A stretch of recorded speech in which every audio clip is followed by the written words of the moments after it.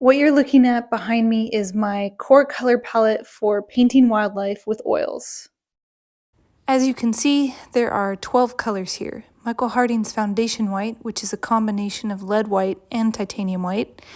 Michael Harding's Ivory Black, Rublev's Cadmium Yellow Light, Michael Harding's Yellow Ochre, which is actually a Mars Yellow, Michael Harding's Transparent Oxide Yellow, which is a transparent version of Mars Yellow, Rublev's Cadmium Orange, Rublev's Ercolano Red, which is a natural red iron oxide, Michael Harding's Cadmium Red Deep, Michael Harding's Magenta, Michael Harding's Phthalo Blue Lake, Michael Harding's Cobalt Teal, and Michael Harding's Green Gold.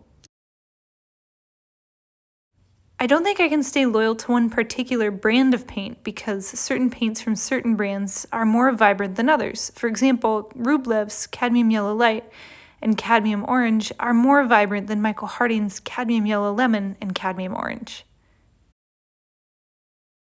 But on the other hand, Michael Harding's Cadmium Red Deep was more vibrant than Rublev's Cadmium Red Medium, despite using the same pigment PR108. I tested out a lot of different paints, and I feel like I got a pretty good understanding of how all these colors interact with each other.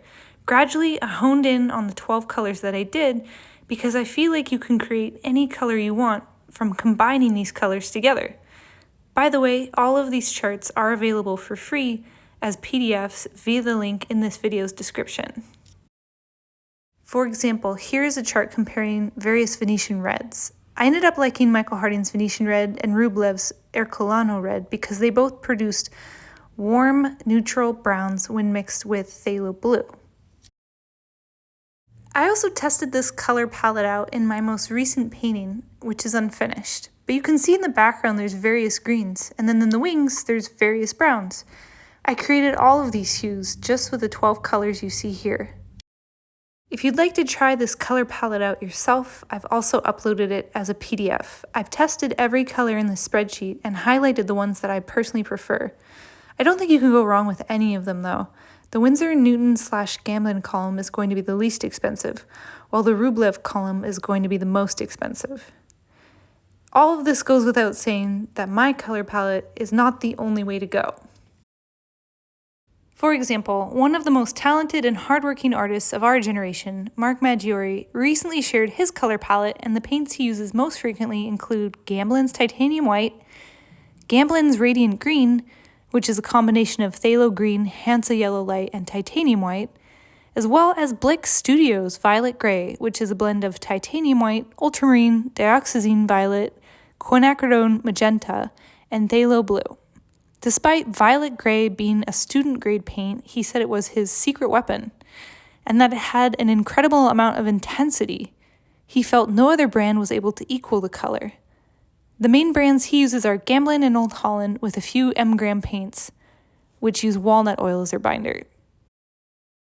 Another very talented artist, Jeremy Lipking, created a surprising range of hues only using Michael Harding's Lamp Black, Amethyst, which includes quinacridone magenta, Green Gold, and Kremnitz White. He commented that Kremnitz White, which only contains lead white, has less tinting strength than titanium, which makes it good for painting subtle color and value transitions. I've seen other portrait artists use Kremnitz White on their palette, probably for the same reason. So these are just a couple examples from different artists who are discovering what works best for them. To wrap up, I hope you've enjoyed nerding out with me. I'd love to know what you think, and also if there's any colors on your palette that you just can't live without.